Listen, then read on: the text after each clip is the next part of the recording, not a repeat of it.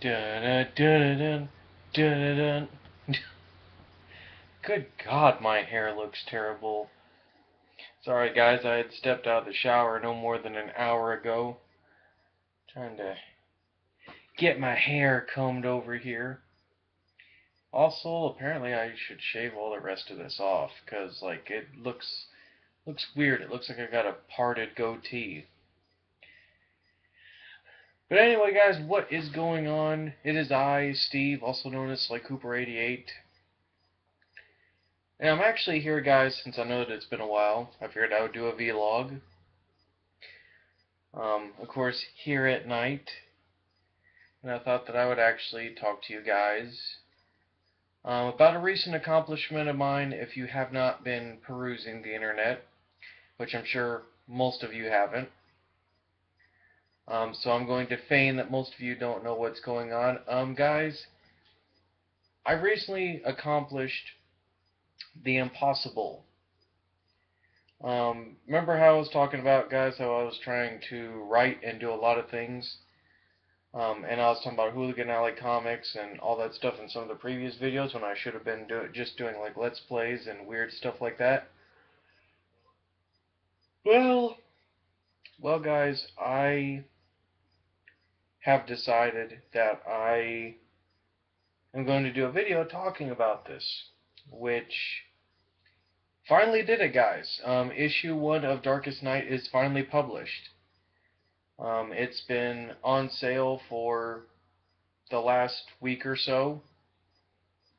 Made very small numbers, and it's steadily climbing, or at least we're getting news generated about it. Myself and J.W. Sims.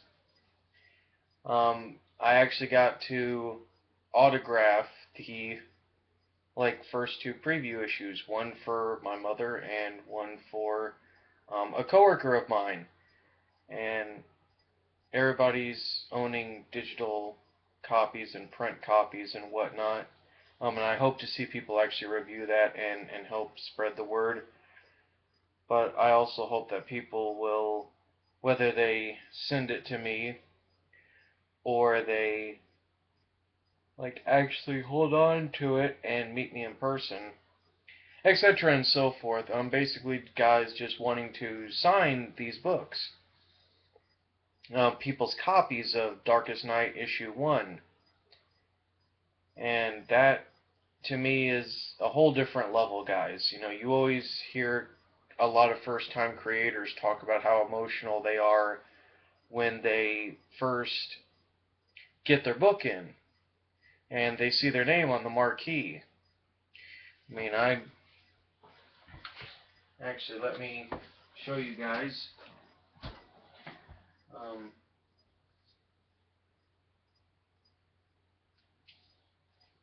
like this right here, guys, is actually the preview issue. I had gotten it in.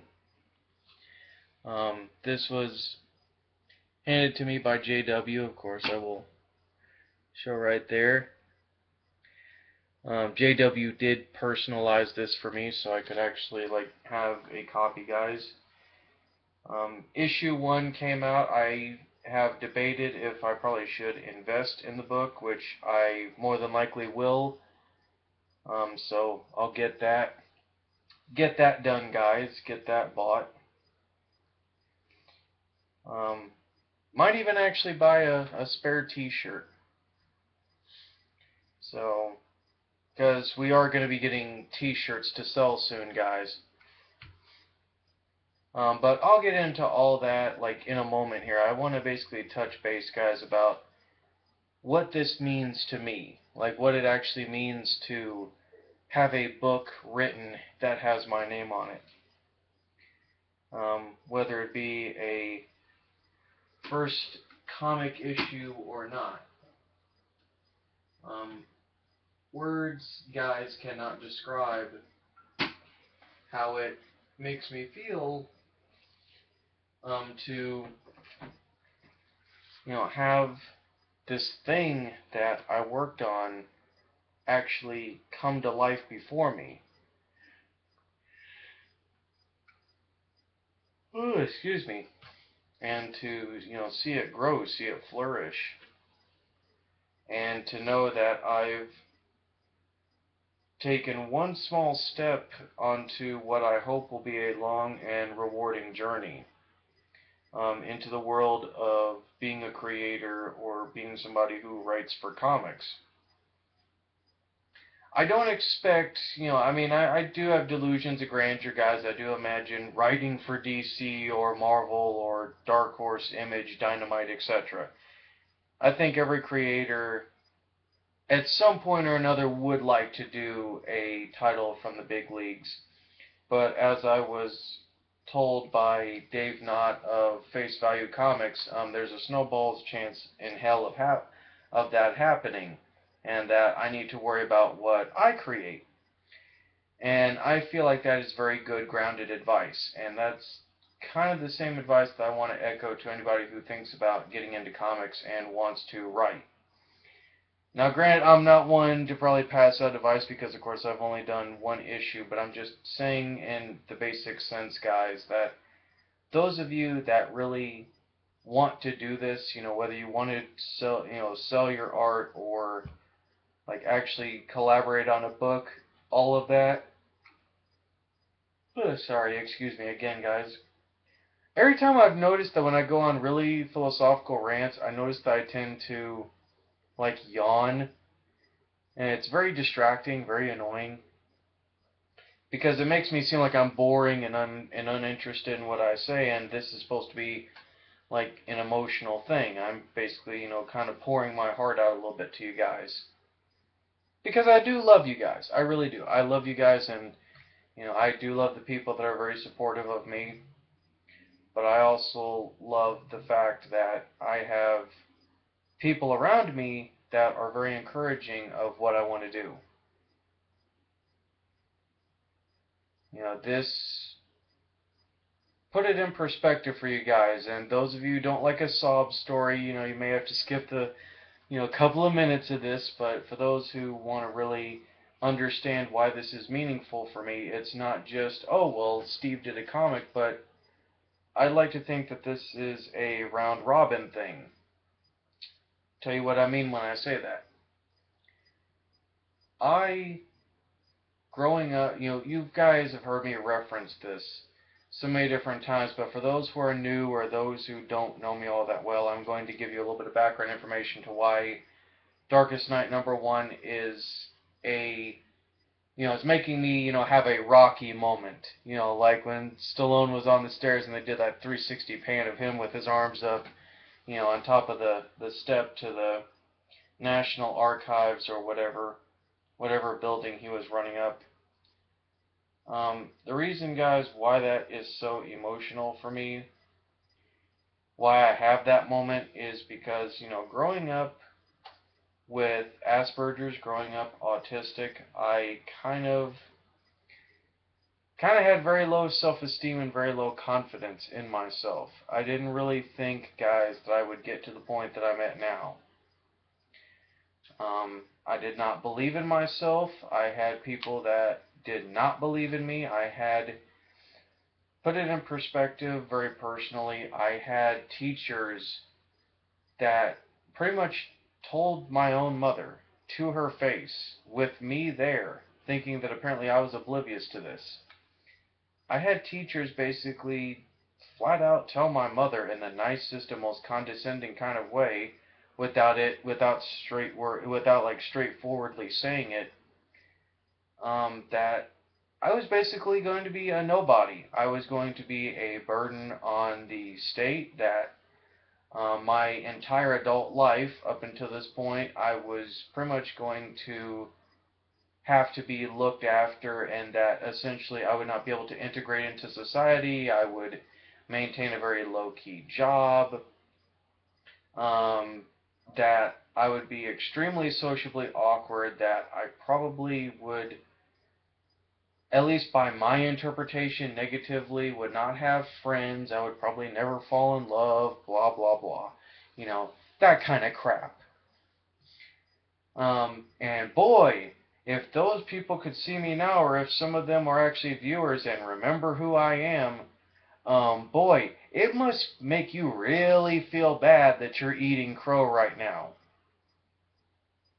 I'm just saying, because it's always been a funny thing, but it's also been a very sad thing, guys, because I believed the hype. I believed the negativity that I could not go anywhere, that I practically was a nobody, and I felt very frustrated because I felt like I was a ghost, guys. I felt like it didn't matter what I did, I would never be noticed.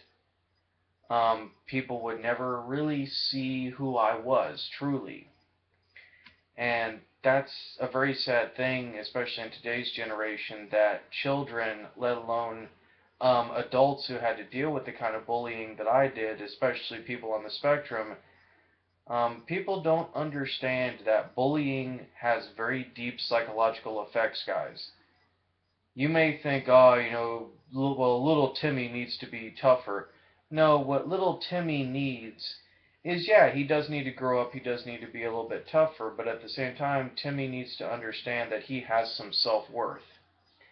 And that's something, if I can ever get off, my, to keep it PG, get off my lazy butt and actually call down to a local school district near me, and take, of course, the, orientation for visitors and all that stuff, because of all these school shootings, they now have a security lockdown plan and whatnot, and visitors have to go through a very, tedious background check and orientation process, which I don't mind. I will bear through that, you know, because the end goal for me is to actually talk to kids that were in the same position that I was.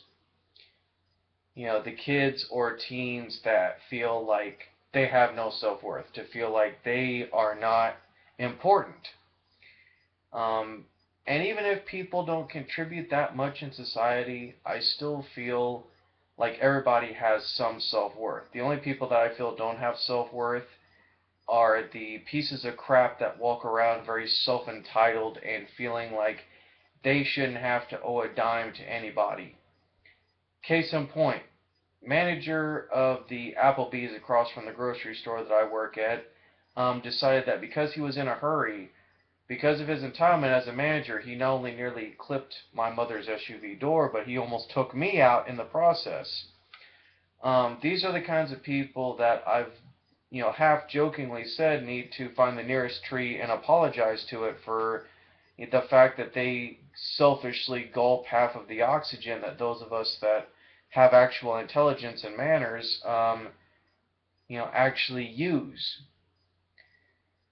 And I say that with a little bit of animosity because, it seems like I get very sick of seeing people that want to be rude and discourteous because they feel that life owes them something. I'm sorry, life does not own you crap. If anybody should be owed anything, it should be people like me, people that were in the trenches, the people that survived the toughest that life could give them and came back and shot forward and wanted to do good things. I may not be the best. I may not ever accomplish all the goals that I want in life. I never will. It's impossible. No person can do that. But I feel in publicly speaking to kids, if I'm able to get around to that, I want kids that were in the same position that I was, to know that somebody cares, to know that somebody does understand them. And, I'm not a role model, guys. I always say I'm not a role model, but it's kind of funny that the more I'm getting older, the more I'm starting to realize the effect that I actually have on people. And it makes me feel tremendously good, in the moments when, whether it's, somebody who is elderly to somebody who is young that, sees, me for who I truly am, that it's a great feeling to know that I'm making a positive difference, even if it's just for one day in a person's life.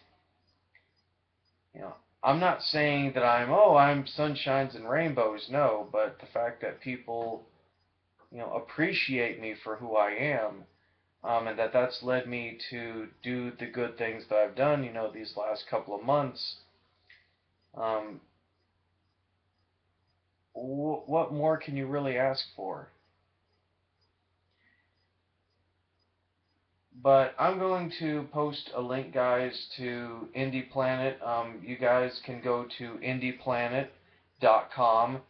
We are selling Darkest Night #1 through Indie Planet. But if you find Hooligan Alley Comics on Facebook, guys, and you message JW Sims directly, if you pay $5 plus $2 shipping, JW will do a special sketch cover edition of issue 1, and he will do any character that you want, anybody. It doesn't even have to be any of our characters. So if you want Spider-Man, you'll get Spider-Man. If you want, say, like Daenerys from Game of Thrones, he'll try to work that in there. But myself and JW, we worked hard to make this first issue. Um, I'm really passionate and very looking forward to a lot of the stuff coming out from Hooligan Alley Comics. Hopefully, we can establish a little bit of a foothold in the industry, because right now we're just like a rogue skeleton crew of people that are devoted to wanting to, do this not just for the love of the art form, but also to, kind of get our foothold into the indie comics market and be able to, go to the conventions. And I think that's something that I would really love to do, guys. I would love to, even though it's going to be a pain in the butt to do the whole marketing and sitting there and all that stuff. I think to me it'll be all worth it to actually be able to be on the other side of the table and to be able to meet you guys and hear what I did, what I do right, what I do wrong with anything that I do that's upcoming from Hooligan Alley. But it's more the feeling, guys, of not just being a fan, but slowly getting into that mindset of, building a fan base and being, a fan base or even a readership.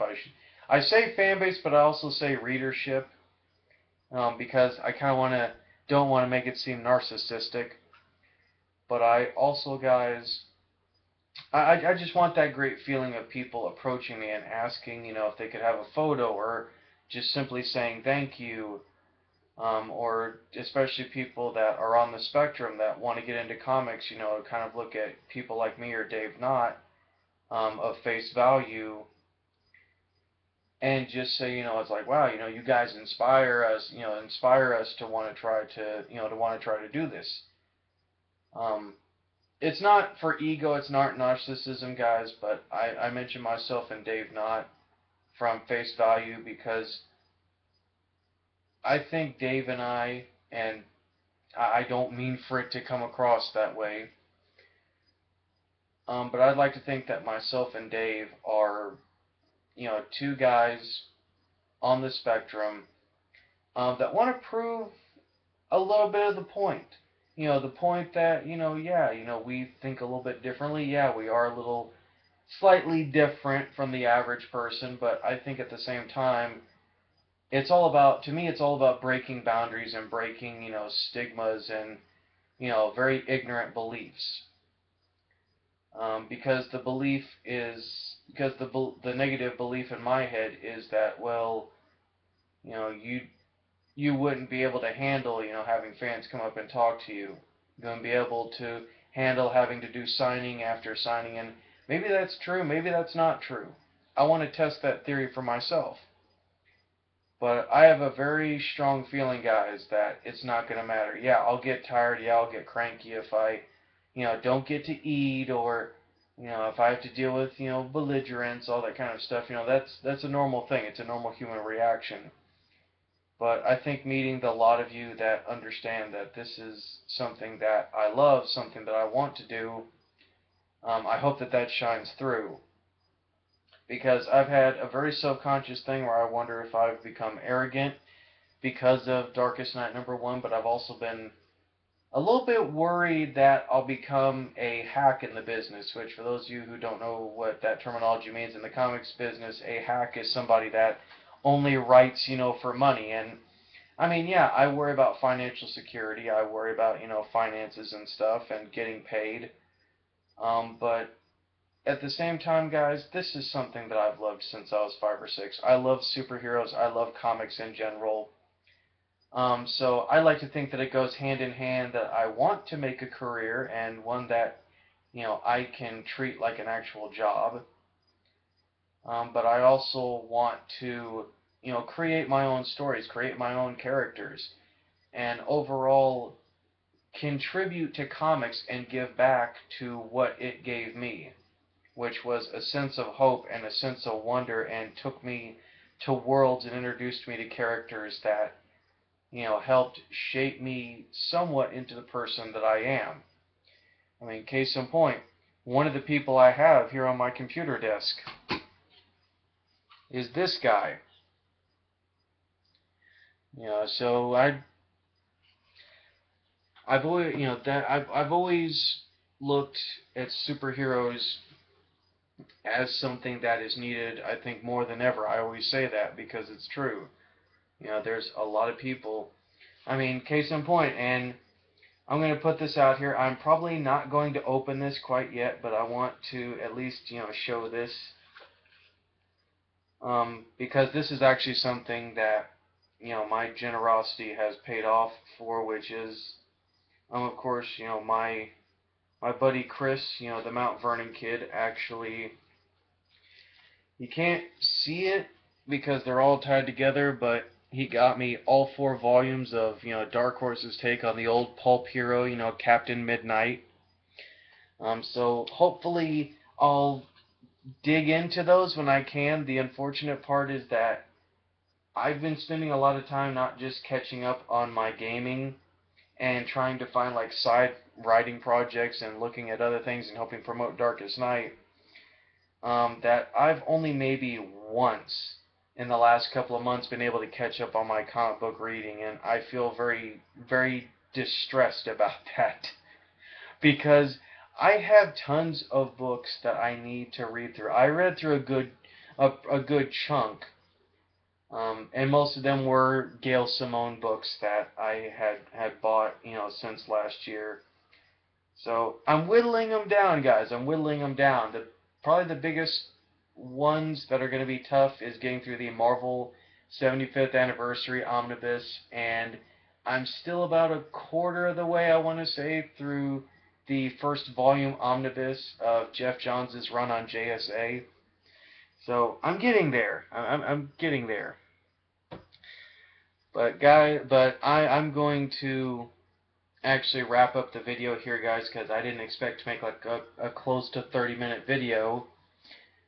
But I still feel like I had to talk about some of that, guys, and I do feel like even if I'm talking in circles, that I do want it to be known, guys, that, I really would appreciate if people, whether it's, making a donation to the GoFundMe, or, liking and talking about Hooligan Alley, or Darkest Night #1, etc., and so forth. Any little bit of help that you guys can give us is appreciated. That I'm not going to say, oh, guys, you need to buy my book, or, oh, you need to talk about this. No, but I certainly hope that me being the person that I am, that, I've warranted, that trust. That trust that you guys would support me and would help me, through this journey that I'm going on. Because it's been frustrating, it's been stressful. I have cried a few times, both in joy and in agony. But I've also felt very proud of myself, and I feel like it's very rewarding to, see, not only my name on the marquee, but to actually be able to physically, like, actually for the first time, like, put my signature on something and have it kind of be of sentimental value. So that's an experience, guys, that the first time I did it, my hand was actually kind of trembling, because I had a coworker who, is very loving and supporting of me, and when I was signing her her preview issue, my hand was trembling, and I almost actually, like, cried on her book. And I had to move it kind of out of the way and put my Sharpie away. And just like give myself that moment, guys. I mean, it sounds overly dramatic. It sounds over the top. And to those who feel that way, it's like, when you publish your own book, whether it's a novel or a comic or whatever, you'll understand what I mean when I'm talking about this. It'll click back to you. But for me, it's a whole different animal and it's a whole different feeling, but it's a good feeling. The only other accomplishment I've ever made in my life was graduating high school. This trumps graduating high school. By far, it trumps it. It's a whole different feeling, whole different ball game. And I've always said, if this leads to something, it does. If it doesn't, I can leave this planet knowing that I at least accomplished something. That I was able to put myself forward and say, yeah, I did this. And I want you guys to have that same kind of feeling. Any of you who have those dreams or aspirations, go for them. Don't sit there and believe the naysayers. Don't say, hey, I don't think I can do this. No. Just say to hell with it and do it. What's the worst that's going to happen? You fail? I'm going to quote probably about, I think it was Rule 3 or Rule 4. I think it was Rule 4. Arnold Schwarzenegger was giving a commencement speech for a college to the graduating class. He had 6 rules of success. Rule number 4, if I remember correctly, was allow yourself to fail. And I love the way that Arnold described it, which is, don't set yourself up with the belief that you're going to win, let alone every time. Instead, set in your mind that you're going to do it, but that if you fail, that is an option.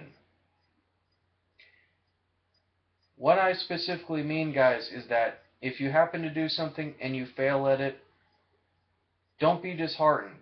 Because that's what happened to me, towards the end of Darkest Night #1's production. I almost had like a full emotional breakdown because I felt like I had failed. That I didn't deliver the story that JW had kind of wanted to be printed.